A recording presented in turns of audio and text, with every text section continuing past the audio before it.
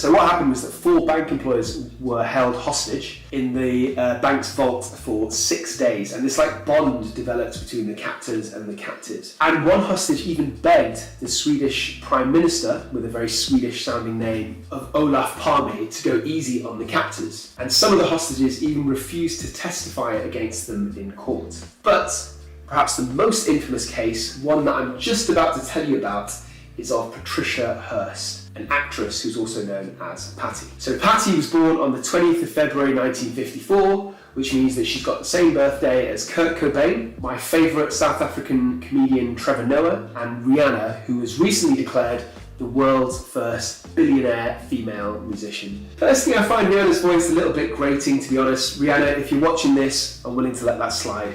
Get in touch. So Patty's grandfather was William Hearst, and he was this huge American publishing magnate. So it's a rich family, ideal target for a kidnapping. Patty was the third of 5 daughters. She was born in San Francisco and grew up in California. And she attended Berkeley University, and she lived with her fiance, who was called Stephen Weed, which is a perfect student name, really. On February 4th, 1974, 19-year-old Patty was kidnapped from her apartment, and a left-wing urban guerrilla group called the Symbionese Liberation Army took her. They're shortened to the SLA, which is not to be mistaken for the SLA, the School Library Association, which is based in the UK, and they believe that every pupil is entitled to effective school library provision, much less extreme agenda, much less of a kind of murderous vibe. So this group demanded that the Hearst family use their political ties to free certain guerrilla members who had been arrested for a previous killing. And they also demanded that the family distributed $70 million worth of food to every Californian. And Patsy's father took out a loan, and he arranged the immediate donation of $2 million worth of food. So according to Patty's testimony, she was held with her hands tied, and the leader repeatedly threatened her with death. She was let out for meals, and she was blindfolded whilst this happened, and she was given the group's political agenda to memorise. Obviously, the blindfold would have come off for that bit. And she was given a choice: either she'd be killed or she would have to join the SLA. And during the trial, she said, and I quote,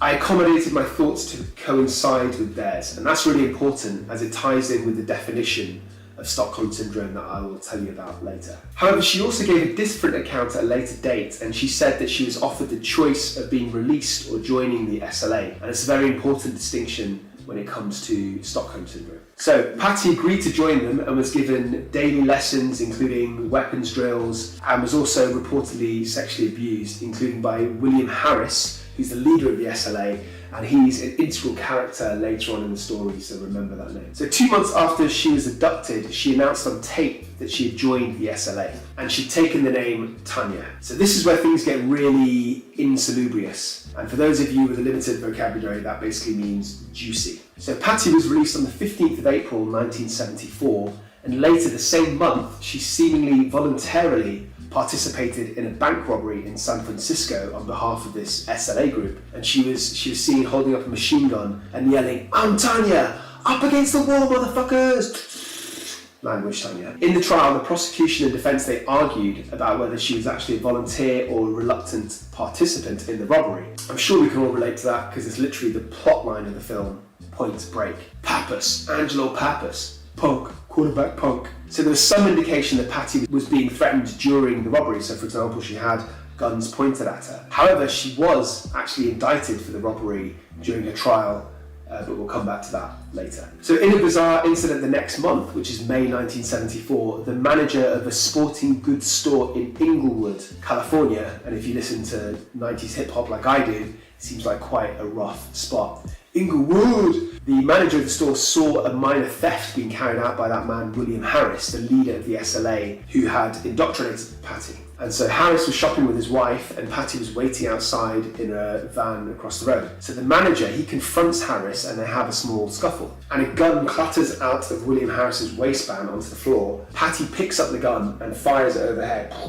to cause a distraction, which I'm pretty sure also happened in Point Break. And she did this, and then she, along with Harris and his wife, they hijacked 2 cars and they abducted the owners in the cars. And they even had a massive police chase and a standoff, and the police surrounded the main base of the SLA, and there's a big shootout, and some of the members of the SLA actually died during that shootout. So pretty serious stuff. And I have to say that this kind of throws me, because up until this point, you could argue that Patty was under duress, during the bank robbery, for example. But clearly this was voluntary, because presumably she would have had the opportunity to escape, because I know I have in all my police shootouts. Patty helped make improvised explosive devices, and these were used in 2 unsuccessful attempts to kill police in August 1975. And she's also the getaway driver for at least one other robbery. So when arrested, Patty wrote down her occupation as urban guerrilla, and she asked her attorney to read out the following message. Pay attention, because this is important. Tell everyone that I'm smiling and that I feel strong, and I send my greetings and love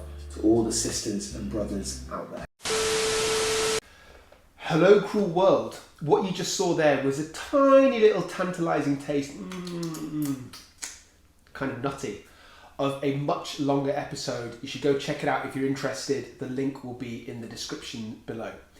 If you're a fan of either true crime or mental illness, or the crossover between the two, then you've got to go and check out my main YouTube channel, A Psych for Sore Minds. My name is Dr. Sohom. I'm a consultant forensic psychiatrist. I assess mentally disordered offenders for a living so that you don't have to.